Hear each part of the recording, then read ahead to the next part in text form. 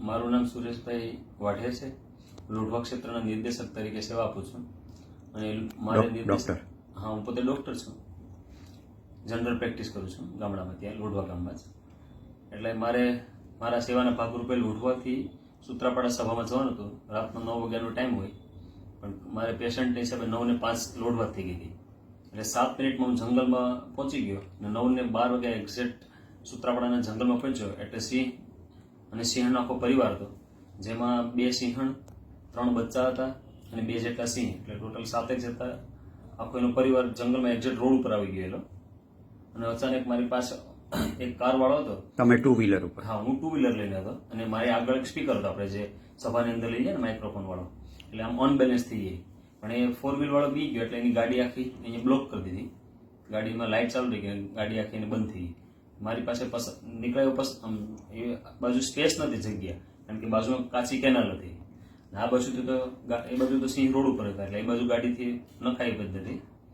પણ પછી બાપાની કૃપાથી એ સમયે એક્ઝેક્ટ સિંહણ છે ને, એ ધીમા પગલે ક્રોસ ફોટો રાખે અને મારી પેરેલલ મારી સામે આવી ગઈ. પછી મારી હિંમત તૂટવા માંડી. એટલે પછી મેં બાપા ભગવાનને યાદ કર્યા. એ સમયે ત્યાં એક જે વન રક્ષક હોય એ આવી ગયો અને સીધો મારી પાસે આવીને મને સિંહણને બત્તી દ્વારા એના જે કોડવર્ડ શબ્દ હોય એનાથી સિંહણને દૂર કરી. પછી મને કીધું કે તમે નીકળી આવો. એટલે હું હળવેથી પછી ત્યાંથી પસાર થઈ ગયો. આ રીતે બાપાએ મારી રક્ષા કરી છે. પછી આ પ્રસંગ મને આખી રાત એવું લાગ્યું કે ખરેખર બાપાએ રક્ષા કરી. પછી બીજે દિવસે મેં બાપાના સેવક સંસ્કૃતિ પ્રિય સ્વામીને વાત કરી, આખો પ્રસંગ કીધો કે બાપાને આ પ્રસંગ કહેજો અને બાપાએ મારી રક્ષા કરી, મને ખાલી આશીર્વાદ આપે. તો પછી બાપાને જ્યારે વાત કરી તો બાપાએ કીધું કે મારે એ કાર્યકર સાથે રૂબરૂ એના મોઢે પ્રસંગ સાંભળવો છે. ફરી મને 10:57 ત્યાંથી બાપાના સેવક સંતો ફોન આવ્યો કે બાપાના પ્રસંગ તમારો સાંભળવો છે. એટલે મેં બાપાને પ્રસંગ કીધો. બાપાએ ખૂબ અંતરથી આશીર્વાદ આપવાની હિંમત પણ આપી.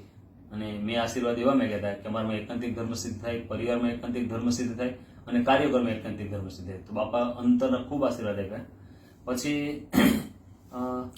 વન રક્ષકનું કહો.